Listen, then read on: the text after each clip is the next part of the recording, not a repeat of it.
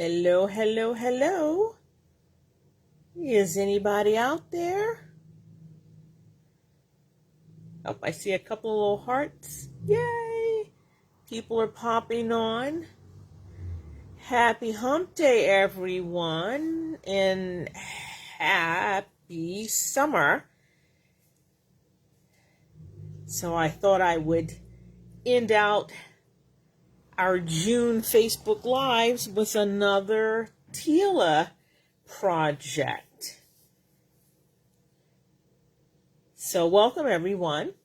Well, I'm Leslie Pope, Senior Designer at TheBeadSmith, one half of Team Leslie. Leslie Rogalski will be on the feed answering any questions people might have about the project or anything else we have. My Tila Pendulum earrings are a nice, fast stash buster project because you don't need a lot of beads. What a surprise, right? And I had two other colorways to show you, but they got lost in the mail. So I only have the one color today, and I'm going to do something that I rarely do, and I'm going to try to do the project from start to finish. So I didn't do any step outs or anything else like that, so people bear with me. Hello from East Tennessee. Thanks for joining. So I'm going to take this away to expose my bead mat. And like I said, when I talked about a teeny little amount of beads, I mean a teeny little amount of beads. You have size 11s, size 15s, half Tilas, regular size Tilas, faceted micro spacers. I love faceted micro spacers. If people hadn't noticed, I use them a lot. And I'm going to be using the Pilos size 8 symbol endings. I think they look like little purse handles. I just really love them, and they fit into all kinds of little spaces. And just need a pair of ear wires, size 6-pound Fireline or D-weight beading thread, snips, and if you're using a different type of ear wire, probably a couple of pairs of pliers. I like the microfine pliers because they fit in my hand and they also fit in really tight little spaces. I probably will not be using those. And as always, you will be able to find the pattern on the Beadsmith I Love Beads page. Instructions, illustrations, and here's the other colors that I used, and they'll be in the pattern. And as you can see, there's like a page of instructions and a couple of little diagrams. So that's how fast it is. Alrighty. So without further ado, I will start after I give my usual spiel about checking all of your 2-hole beads or multi-hole beads to make sure that the holes are clear before you start stitching, because you don't want to stitch and then be like, oh my gosh, I have a blocked hole. I think I've done that a couple of times as I was actually doing a Facebook Live. So let's start. I have already threaded my 25 inches of Fireline onto my needle and put a stop bead with a small tail that you will weave in and trim later when you're done. You don't need a huge tail. And I'm using a size 11 needle, which should be fine to get through the couple of passes I have to do through all the beads, including the size 11s. So I'm going to get started. So I'm going to start by picking up a Tila and sewing through the bottom hole. and a 15, and another Tila, and 15, one more Tila,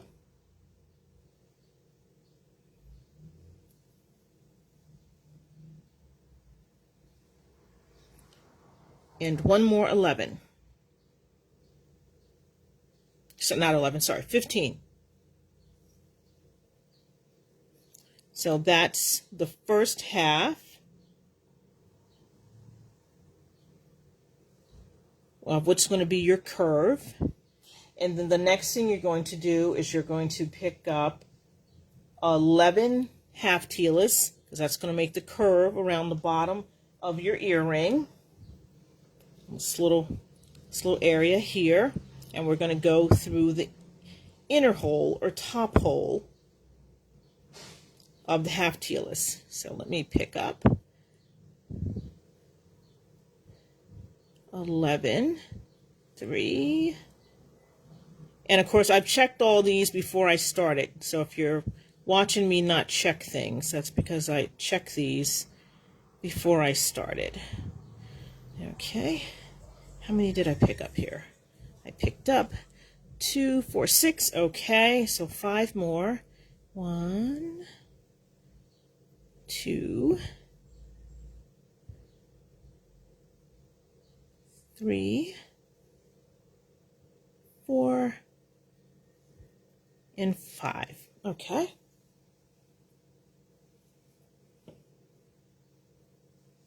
And as you see, this is coming around and making the curve. This is my little stop bead here, so we're going to ignore that, and I'm going to pick up another 15, and I'm going to sew through the Tilas and the 15s only.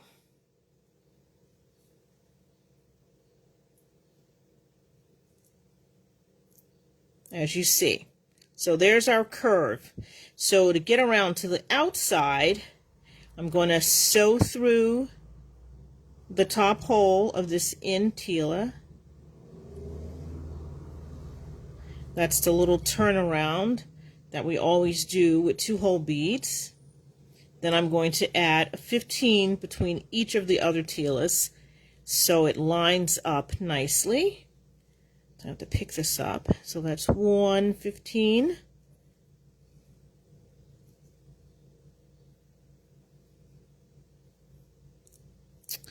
And 2 15s. And I'm going to take my stop bead off just because it's in the way and I don't want anyone to count that as a bead. Okay. So this is figure number 1 on the pattern. So now we have to go around the outside of the pattern as a curve. So I'm going to pick up 3 15s and an 11 and 2 more 15s, and you'll see in my sample that all of my seed beads are the same color, but for this live I decided to change my size 11 so you could see what I'm doing. So we're going to slide all those down, and then we're going to sew through the open hole of the first half Tila.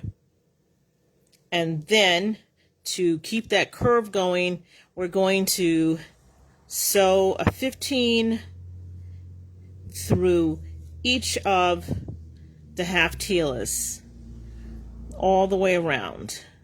And that's how you're going to get this nice little curve at the bottom, which is, after I did this, that's why I called it the pendulum, because that's what this reminded me of. Alrighty, here we go. It's kind of slow. Hope I'm not, whoops, hope I'm not boring people half to death.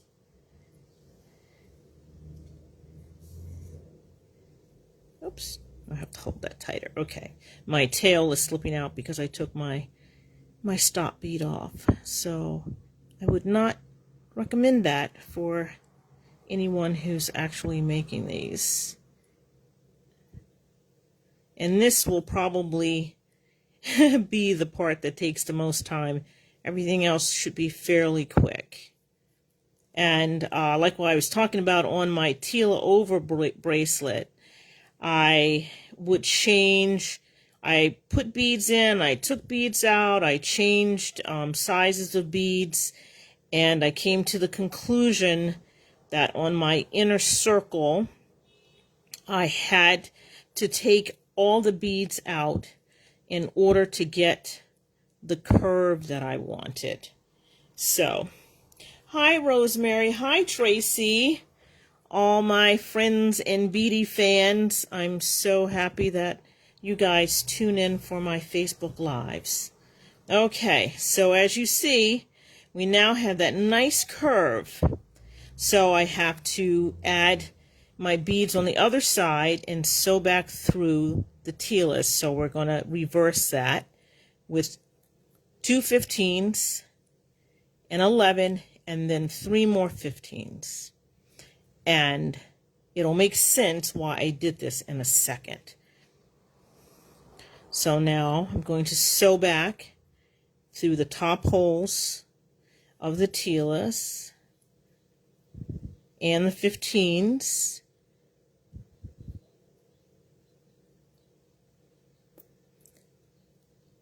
Okay. And then back through the first 2 15s picked up.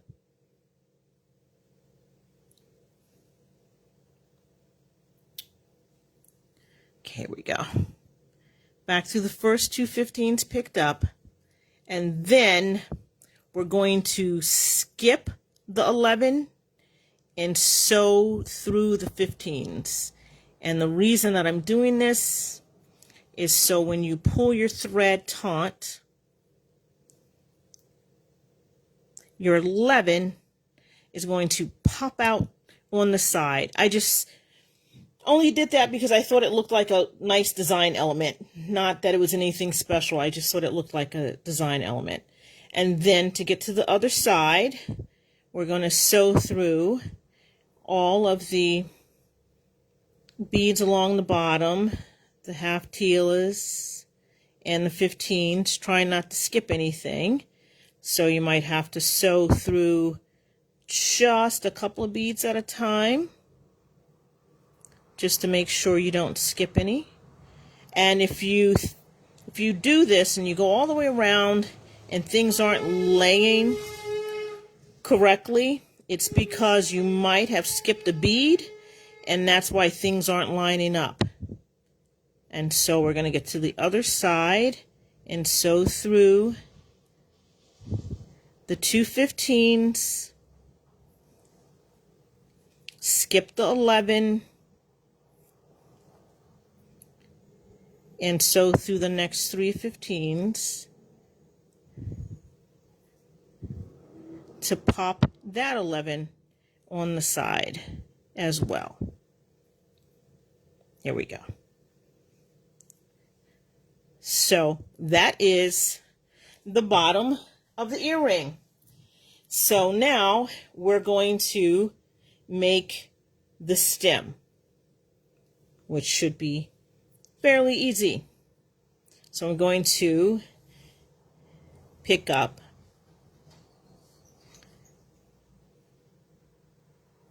three 15s and a micro spacer.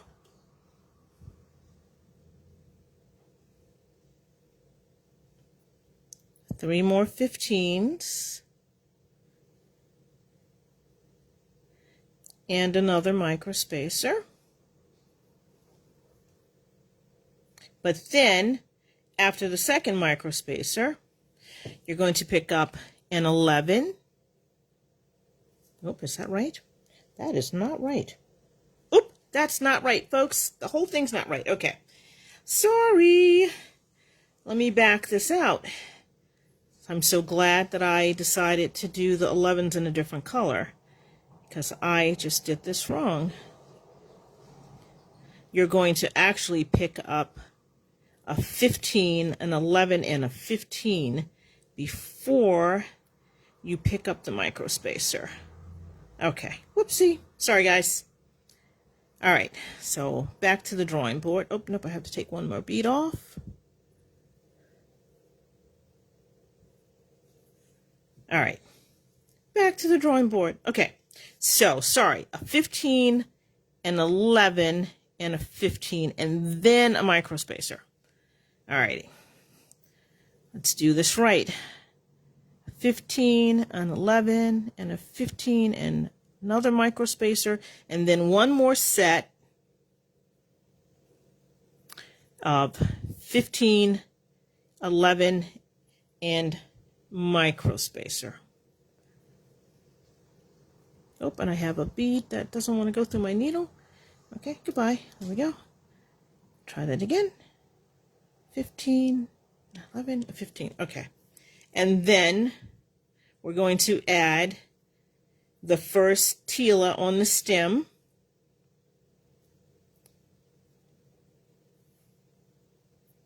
Right? Oh, the silly tail. But I don't want to cut it off because my whole earring's going to come apart. Okay. And then we're going to pick up a 15 and a half Tila and another 15.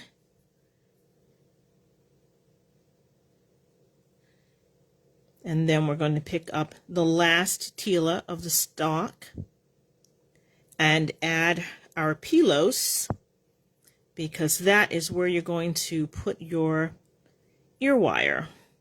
So Tila, 15, a pilos. It doesn't matter which way you sew it, because it doesn't have a one side or another side. The texture is on both sides. Then another 15, and you're going to sew back through the Tila. So we're just going to reverse engineer that. So I'm going to pick up another 15, sew through the half Tila,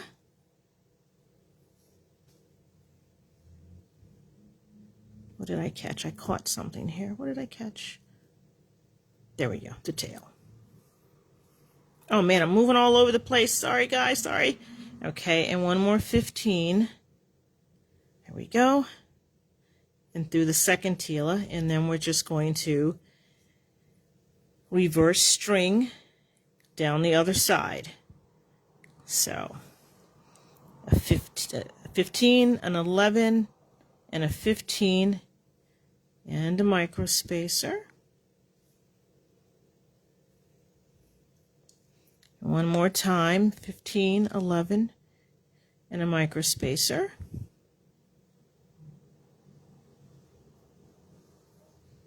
And then one more, 15, 11, and 15. And then you're going to sew across your Tilas and through your 15s in between the Tilas, not the 15 on the side.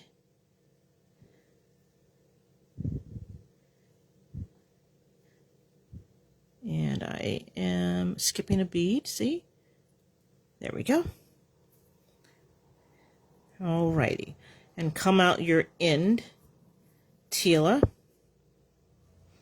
And to keep your earring in a nice position, we're going to sew up, and we're going to add these couple of little beads just so your earring is firm and stays in the right spot. So we're going to sew up until we get to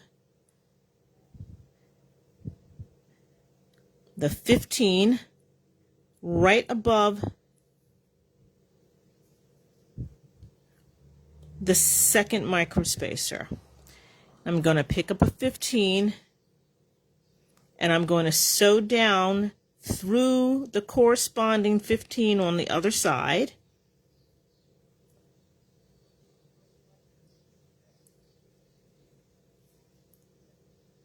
See how it pulls the stem together? Then I'm going to pick up an 11 and sew back through the 15s all the way up and around and back down, and then you can tie your thread off. And I think people know I am a fan of making as many thread passes through your beadwork as possible, just because I think it gives it a little extra stability and some security that your thread won't fray. Because I don't know, I don't know, it's just such a glitch for me. So I do it, and I always say, out of your time and your materials used in any type of beading project, thread is probably the most inexpensive thing that you will put in any of your projects. So use a lot of it. Make your time count. You don't want your jewelry to come apart after you just spent all this time making it.